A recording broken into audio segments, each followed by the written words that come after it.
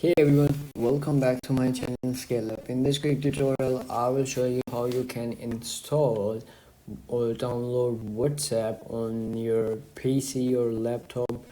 It's super easy to do. Let's get started. You have to do is open up any browser that you like. So you have to do is open a new tab and then type over here WhatsApp.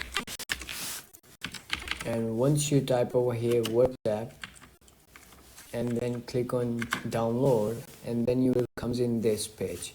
You have to do is click on this web, and then you will comes in your WhatsApp, and then you will see over here on the top at the search bar you will see this option over here, install WhatsApp web.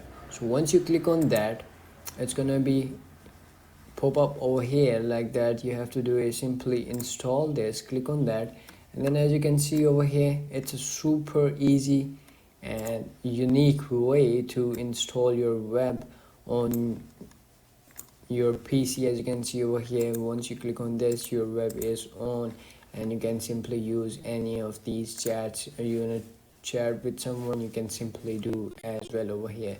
You can simply customize your settings from here as well, and much more things on this. And that's it.